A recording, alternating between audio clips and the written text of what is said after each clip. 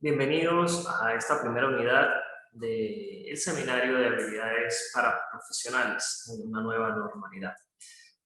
El módulo 1 consiste en lo que es el conocimiento general de la organización, donde nosotros estaremos abarcando la planeación estratégica como un medio indispensable para la toma de decisiones empresariales, y más aún en esta nueva normalidad que estamos atravesando a nivel internacional, y en la cual todas las organizaciones pues tienen que involucrarse y buscar la mayor factibilidad técnica, económica, social y de desarrollo para subsistir y mantenerse en el tiempo, que es el objetivo básico financiero de todas las organizaciones, ya sean públicas o privadas. Abarcando la planificación estratégica como concepto, vemos que es un proceso. En ese proceso tienen unas ciertas entradas, procedimientos y actividades que se van a desarrollar y que nos van a permitir a nosotros una salida. La salida de la planificación estratégica no es otra cosa que el diseño de objetivos, metas y, por supuesto, indicadores que nos van a permitir a nosotros la generación de estrategias y estrategias que realmente se adapten a las necesidades del entorno. Vemos que ese entorno está ubicado en un entorno externo y un entorno interno. Entonces, esa planificación pues, nos permite a nosotros elaborar, desarrollar e implementar un conjunto de planes. ¿Ok? La finalidad de esos planes es alcanzar metas, objetivos basados en indicadores. Muy bien. Ahora, si vemos este esquema que presentamos acá, tenemos lo primero, o la primera etapa de la planificación estratégica es el conocimiento general de la empresa. Si desde la gerencia estratégica no se conoce la organización desde su misión y su visión, políticas, valores y demás elementos institucionales, entonces ya existe una primera debilidad. ¿Ok? Todos los gerentes, sea desde la gerencia general hasta la gerencia de cada uno de los departamentos que conforman la estructura organizacional de una empresa, tienen que conocer la organización. Y por supuesto, después de conocerla, tienen que transmitir y comunicar esa información al resto de sus trabajadores. ¿Para qué? Para que cada uno conozca hacia dónde debe ir encaminado y entonces facilite este proceso de control y seguimiento en el cumplimiento de las metas y objetivos que se plantean como gerentes y como empresa. La segunda etapa es elaborar un diagnóstico externo. Ya veremos qué herramientas nos permiten a nosotros diagnosticar desde el ambiente externo cualquier organización. Posteriormente hacemos un diagnóstico interno, entonces es aplicar ciertos instrumentos de recolección de datos que nos van a permitir a nosotros identificar y medir cómo es la situación actual de mi cliente interno. Después hago un análisis de la situación actual para poder entonces ahí sí establecer objetivos estratégicos. Aquí hablamos de estrategia porque recordemos que va sobre todo dirigido a lo que es los altos o a lo que son los altos niveles de la organización.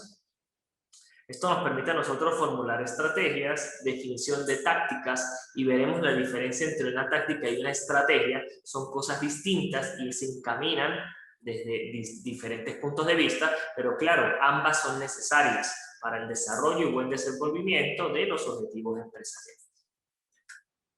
Se debe plantear un cronograma de actividades en el cual pues, nos favorezca a nosotros cómo se va a ir implementando y cómo vamos a ir desarrollando cada una precisamente de estas estrategias y tácticas que se plantearon anteriormente.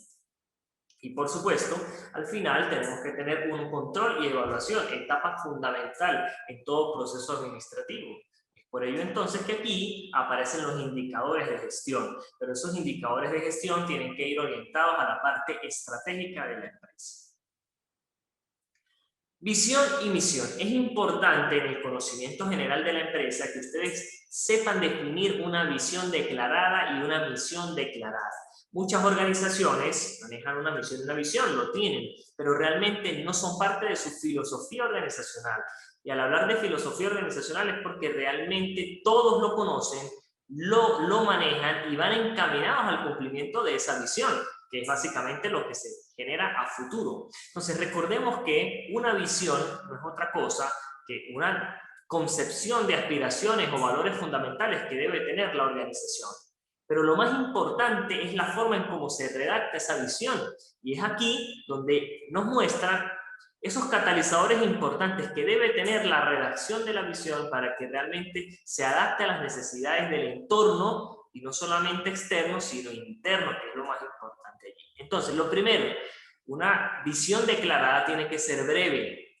No podemos mantener o aspirar visiones muy extensas, visiones que a lo mejor no sean realistas ni adaptadas a las condiciones reales de nuestro entorno, ¿ok? Y que nos permitan a corto, mediano o largo plazo, pues, medir y conocer si realmente se implementó o se cumplió esta visión para irla cambiando, porque lo que sí bien es cierto es que la visión de las organizaciones no puede mantenerse estática en el tiempo, tiene que cambiar. Y al decir que tiene que cambiar es porque básicamente cumplimos ya la visión establecida y volvemos a generar una nueva visión de nuestro próximo entorno. Que sea fácil de captar y recordar. ¿Por qué? Porque les decía anteriormente que toda la estructura organizacional tiene que conocerla, tiene que manejarla. Entonces no podemos generar visiones complejas que se les dificulte a los trabajadores y sobre todo a la parte estratégica de la organización conocerla. Cuando nos preguntan cuál es la visión de la empresa, tenemos que manejarla a grosso modo. A lo mejor no nos la vamos a memorizar, pero sí a grosso modo entender hacia dónde vamos, porque esa es la finalidad de una visión. Tiene que inspirar y plantear riesgos para su logro. Tiene que ser creíble y consistente con los valores y la misión. Es decir, fíjense, tiene que ir añadida. Es por eso que lo primero que debemos declarar es nuestra misión, que es el hoy, el ahora. ¿Qué hacemos y quiénes somos? Y en función de eso, entonces, nosotros planteamos una visión. Pero repetimos aquí, muy importante, tiene que ser creíble y consistente. No podemos generar visiones que no sean adaptadas a la realidad, porque entonces realmente lo que va a generar en un corto plazo es desmotivación en el personal. Que sirva como punto de consenso, que muestre la esencia del futuro de la empresa. Y allí, en la parte de redacción, hay que tener claro eso. Esto se redacta en futuro. ¿Ok? La visión puede ser la empresa líder del mercado, ¿ok? O queremos llegar a ser. Entonces, esa redacción tiene que ir a futuro. Que permita la flexibilidad y la creatividad en su ejecución. Y la misión, por otra parte, pues entonces es definida por Slocum como el propósito o razón de existir en una organización, es decir, es la razón de ser de toda empresa, el por qué se crea, qué vamos a hacer, qué queremos hacer y qué estamos haciendo realmente. Porque nosotros en un proyecto de inversión generamos un estudio organizacional. Y en ese estudio organizacional nosotros planteamos, por supuesto, una misión y visión, pero allí es básicamente algo proyectado en el tiempo. Pero ya cuando la organización se pone en marcha, entonces tiene que existir básicamente en el propósito o la razón de ser de esa empresa. ¿Quiénes somos y qué estamos haciendo? ¿Quiénes son nuestros clientes? ¿Qué productos estamos ofreciendo? ¿Cómo nosotros tenemos filosofía de inspiración hacia nuestros clientes? Y ya veremos que los clientes en una organización no solamente son las personas que compran un producto, sino también tenemos clientes internos que son nuestro personal. Y que recordemos que el personal de todas las organizaciones son su razón de ser. Bien, entonces es importante que al momento de estar definiendo la visión, pues la gerencia sobre todo identifique los objetivos y estrategias que se tienen en la actualidad y que con base a ellos nosotros los vamos a generar en un futuro, que se van a ver reflejados en la visión de esa empresa. Bien, entonces básicamente, si nosotros vemos aquí, voy a subrayar, una misión bien desarrollada se fundamenta en 9 puntos, ¿ok? Que es lo que realmente establece una misión declarada. De esta forma tienen que generarse las misiones de todas las organizaciones. Porque, repito, a veces leemos una misión al hacer una auditoría organizacional y no encontramos estos 9 elementos. Entonces, realmente la misión no está orientada al cumplimiento de metas y objetivos. Por ejemplo, lo primero es, ¿quién es la empresa? ¿Qué hace? ¿Cuál es el conjunto de clientes que atiende? ¿Cuáles son los productos o servicios más importantes que actualmente la empresa ofrece? ¿En qué mercado se compite? Eso es importante conocer en qué mercado estamos compitiendo. ¿Cuál es la tecnología básica que se utiliza en sus operaciones? ¿Cómo es la actitud de la empresa con respecto a las metas económicas? Eso es lo que se conoce como la preocupación por la supervivencia, crecimiento y rentabilidad. ¿Cuáles son los valores y creencias principales de la empresa? Eso va orientado a la filosofía. cuáles son sus fortalezas y ventajas competitivas, pero claves. Esto entonces ya va orientado a lo que es el concepto de sí misma. Toda empresa tiene que contener allí el proceso, ¿sí? O la proyección de sí misma. Bien, qué fortalezas y ventajas competitivas nosotros identificamos como organización. Algo muy importante aquí que debe aparecer, cuál es la imagen que la empresa quiere proyectar, es lo que se conoce como la imagen pública, qué realmente quiero yo o estoy ofreciendo yo a la colectividad. Cuando mencionan el nombre de mi empresa, ¿qué se debe venir a la mente de ese cliente o de ese consumidor? Y por supuesto, lo que se conoce como la calidad inspiradora de la misión, porque esta tiene que motivar y estimular la acción una vez que es leída. Cuando se lea la misión de la empresa, las personas tienen que sentirse orgullosos de tener ese sentido de pertinencia en la misma estructura organizativa que la compone. Entonces, es allí donde estos 9 elementos tienen que formar y hacerse ver en toda misión declarada. Y les repito, esa es la diferencia de cualquier misión de una empresa a decir que es nuestra misión declarada. Y ustedes, como futuros o como profesionales que están ampliando el conocimiento en lo que es estas habilidades empresariales, pues tienen que tener claro que al momento de realizar una auditoría organizacional, tenemos que identificar estos elementos tanto en la visión, como lo vimos anteriormente, y en la misión de la organización. Por otra parte, tenemos el diagrama de caracterización de la empresa, una herramienta indispensable para conocer el hoy y para que nosotros de forma esquemática pues veamos la idea de negocio y su misión y su visión, es decir, el conocimiento general de la empresa pero esquematizado. Entonces, fíjense en este ejemplo, tenemos aquí el negocio, es lo primero que se tiene que mostrar en un diagrama de caracterización. ¿Qué es el negocio? Hace referencia a la misión esencial de la empresa, cuál es su principal actividad y qué necesidad satisface. Bien, luego la visión y la misión, si no están definidas, hay que proponerlas, ¿ok? Siempre tiene que existir. Luego vemos las entradas, porque estamos viendo la organización, este diagrama de caracterización, estamos viendo la empresa obviamente como un sistema abierto. Entonces, al verlo como un sistema abierto, ya aquí empezamos a conocer las entradas, que son insumos, los procesos, la descripción general de sus procesos y las salidas en forma de productos. También aquí entran los proveedores, entran nuestros clientes, atributos de insumo, atributos de productos, ¿ok? Y ya empezamos entonces a segmentar nuestros recursos humanos, financieros, de infraestructura, de maquinaria, entre otros que ustedes pudiesen conseguir y encontrar allí, son válidos. Hoy en día hablamos de recursos tecnológicos. Eso es importante tenerlo allí porque recordemos que en esta nueva normalidad ya se está tratando de establecer el teletrabajo como fundamento esencial o como estrategia esencial para el sostenimiento de las organizaciones. Entonces, sería muy importante colocar aquí el recurso tecnológico con que se cuenta en la organización. Y los competidores a nivel local, regional, nacional e internacional. De esta manera, entonces, podemos tener, ¿verdad?, gráficamente una idea general de mi empresa o negocio. Luego, entonces, hablaremos del diagnóstico externo que veíamos que es la segunda fase. ¿En qué consiste este diagnóstico externo?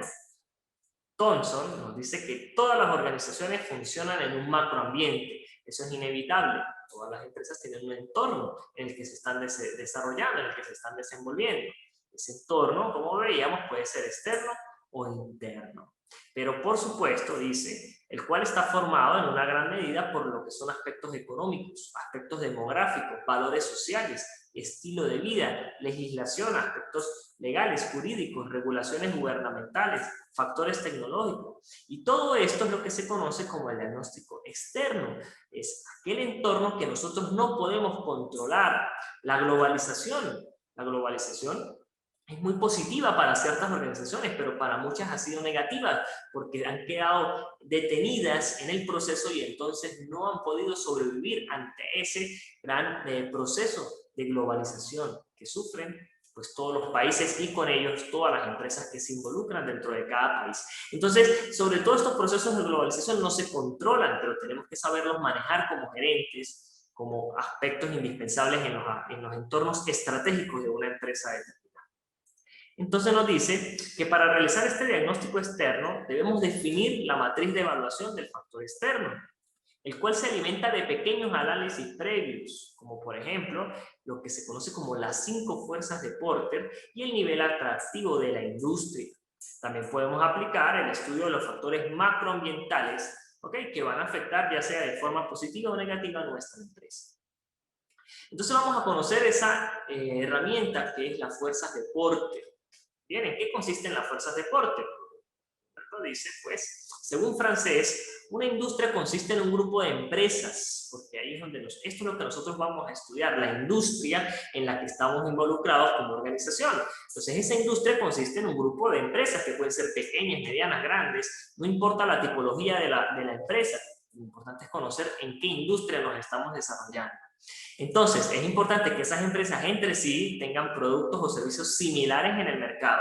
Es allí donde yo me puedo considerar parte de cierta industria. Es decir, que satisfacen las mismas necesidades de un consumidor, independientemente que sean diferentes sus tecnologías de producción. Entonces, vamos a aplicar lo que son las 5 fuerzas de Porter.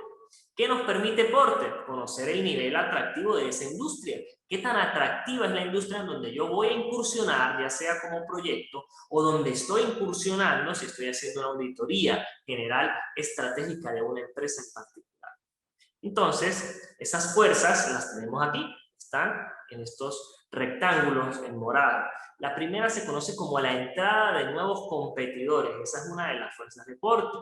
¿Qué es lo que se mide en la entrada de nuevos competidores? Primero, economía de escala, lealtad a la marca, los requerimientos de capital, es decir, qué tan leales son los clientes a las marcas actuales que tiene esa industria. Porque si es una industria que es muy leal, sus clientes son muy leales a la marca, entonces esa entrada de nuevos competidores es muy fuerte. Y si esa fuerza es muy fuerte, realmente sería muy difícil entrar a competir allí, porque sabemos que la gran mayoría de sus consumidores y sus clientes son leales ya a las marcas que existen. Entonces, para tratar de quitar ese posicionamiento que tiene la marca, se nos va a complicar. Entonces, esto es lo que nos permite identificar esta primera fuerza. Ahora, si la entrada de nuevos competidores tiene un nivel de fuerza muy bajo, entonces eso termina siendo positivo para nosotros, como los que vamos a incursionar, pero para la industria como tal es muy negativo, porque cuando vemos que la entrada de nuevos competidores es muy baja, la industria está entonces de fácil acceso de nuevos competidores precisamente, y a las industrias pues no les conviene que entren nuevos competidores porque hace que entonces el proceso de oferta y demanda sea mucho más complejo.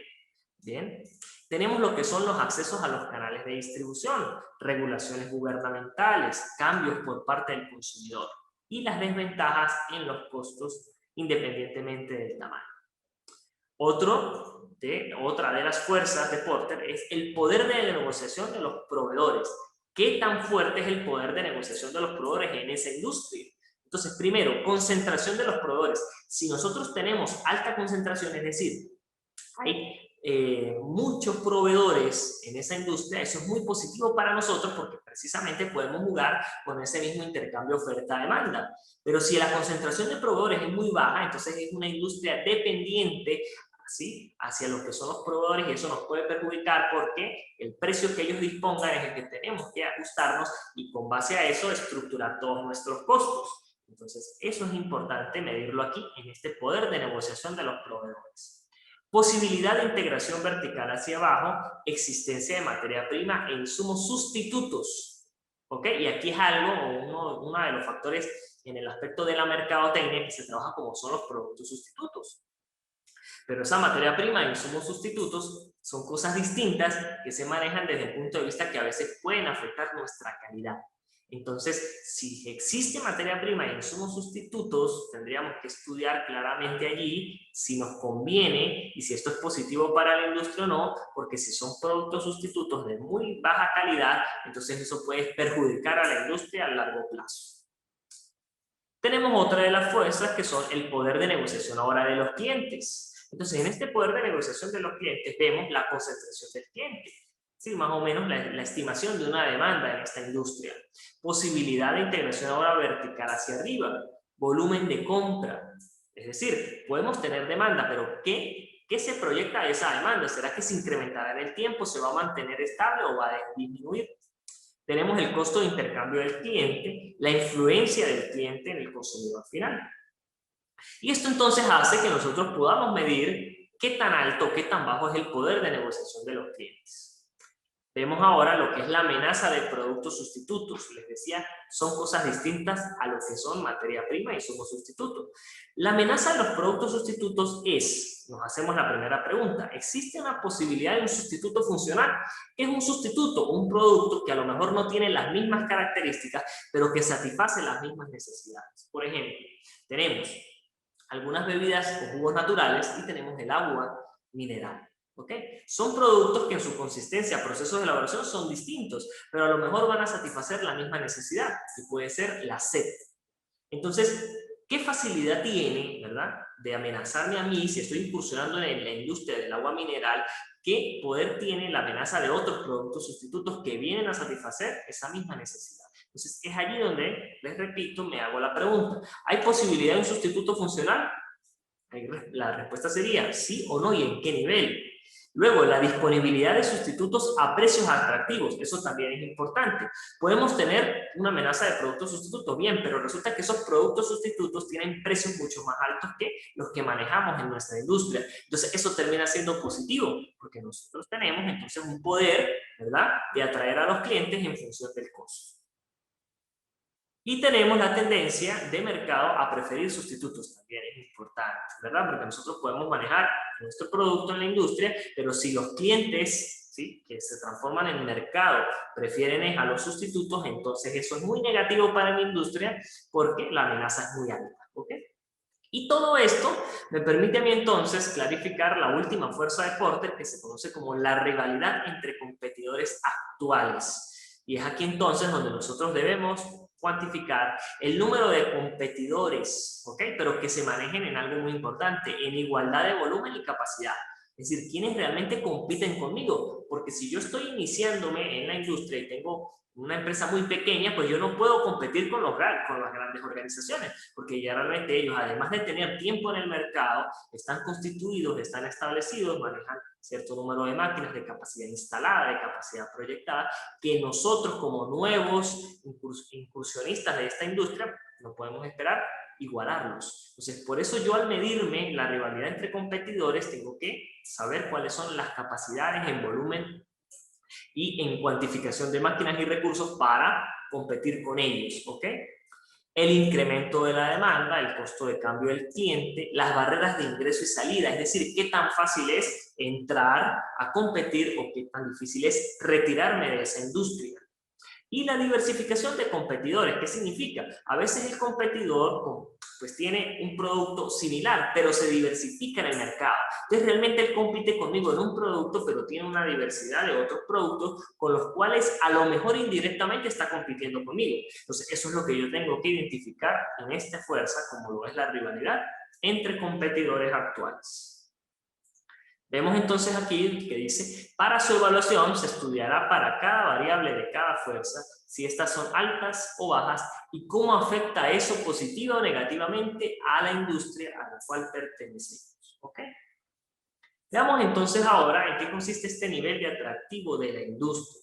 Para determinar el nivel de atractivo de la industria, tomamos como referencia los resultados obtenidos en las 5 fuerzas de Porter. Ojo, es decir, primero tengo que elaborar las 5 fuerzas de Porter y con base a los resultados obtenidos allí, vengo a generar el nivel de atractivo de la industria.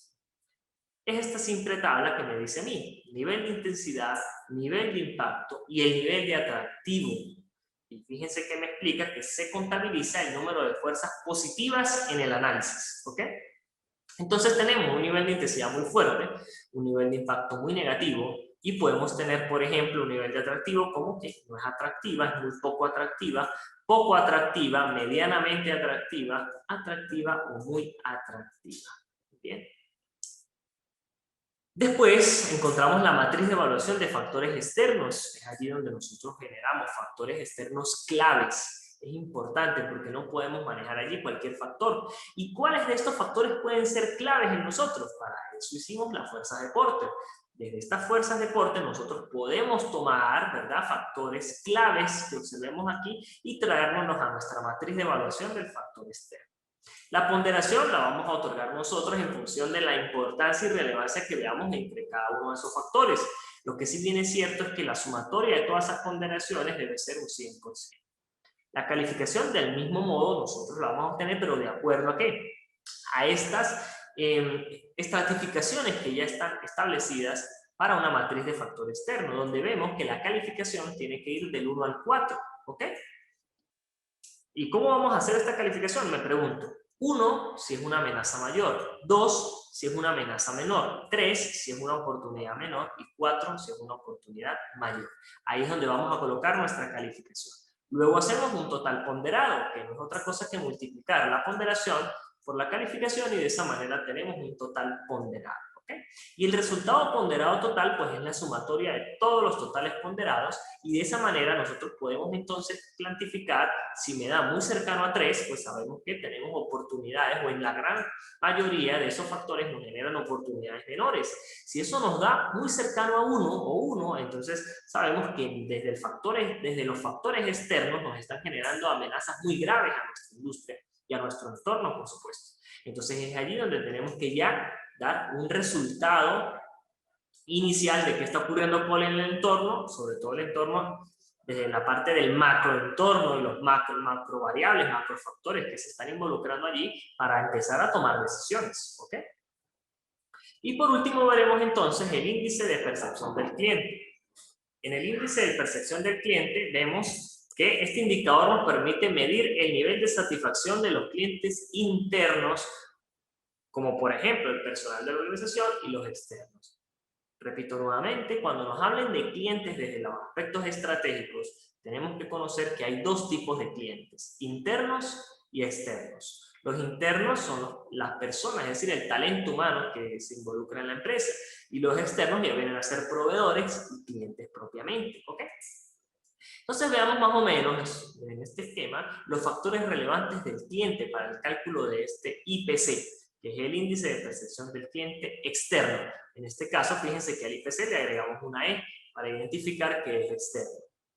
Dimensiones de calidad. Podemos tener calidad del producto y calidad del servicio, porque recordemos que si es una empresa de manufactura nos iremos a lo tangible o intangible, y si nos vamos a lo mejor una empresa pues ya de servicios, tenemos que medir esa calidad del servicio. Entonces, en la calidad del producto vemos factores, por ejemplo, disponibilidad, la estética del producto, el precio, la fiabilidad, la variedad, durabilidad, adaptación a los requerimientos, utilidad, conformidad y ofertas y promociones. Pero si nos vamos a la calidad del servicio, entonces, por ejemplo, deberíamos evaluar factores tales como capacidad de respuesta, flexibilidad en la entrega, tiempo requerido, interacción personal, profesionalismo, garantía que se ofrezca en el servicio. ¿Okay? Entonces, aquí vemos una tabla que nos permite a nosotros evaluar la importancia de los factores relevantes. Aquí hay un ejemplo. Esta se está haciendo para lo que son los trabajadores. Entonces, tenemos los factores relevantes, ¿verdad? Por ejemplo, rapidez del servicio, trato cordial y buena atención por parte de trabajadores, orden y clasificación de productos, la variedad. Sí, de este esquema que les estoy mostrando aquí podemos tomar los factores que realmente consideremos clave, ¿ok? Seleccionamos los trabajadores, en este caso 7 trabajadores, y con base a la encuesta que se les aplica a ellos, nosotros lo que hacemos aquí es trasladar los resultados para procesarlos y tener una conclusión de cómo es el índice de percepción del cliente. En este caso sería el cliente interno, porque estamos trabajando con nuestros trabajadores. Entonces, claramente vaciamos la información. El trabajador 1 piensa que la rapidez de servicio es 4, el trato cordial es 5, el orden es 5, la variedad es 5. ¿Ok? Y fíjense qué hacemos ahora. Total es simplemente sumar por cada trabajador. ¿Ok? ¿Cómo tenemos el total de frecuencia? Lo mismo, sumamos ahora por cada columna. ¿Bien? Y posteriormente hacemos un promedio. ¿Cómo es el promedio? Entonces nosotros dividimos aquí, ¿verdad? 30 entre la cantidad de trabajadores, 29 entre la cantidad de trabajadores, 31 entre la cantidad de trabajadores, hacemos un promedio, ¿ok?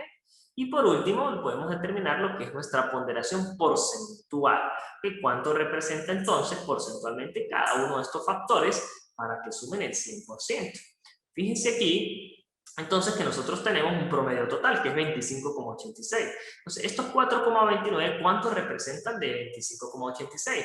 4,14, ¿cuánto representan de los 25,86? Y así sucesivamente, nosotros determinamos esta ponderación porcentual que tenemos acá y que nos tiene que dar un 100%. ¿Ok? Aquí tenemos otra parte, ¿bien?, de lo que es la tabla para la evaluación de esos factores relevantes. ¿Bien? Tenemos los intervalos de los IPC, es decir, al final veremos si nos da entre 1 y 55, significa que está en estado crítico, la empresa está mal y no lo sabe, eso es importante, ¿ok?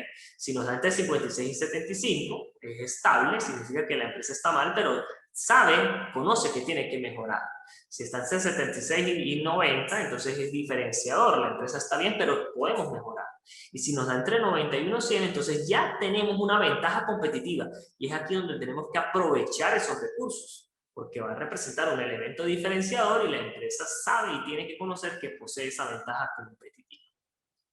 Veremos por último factores claves de éxito y la matriz de perfil competitivo. Bien, más o menos. Entonces, en un próximo video estaremos explicando un caso práctico aplicado en el cual se aplican todos estos elementos que nos van a permitir a nosotros pues, realizar una auditoría externa en una organización para generar esas posibles estrategias al final de todo este estudio de la planificación estratégica.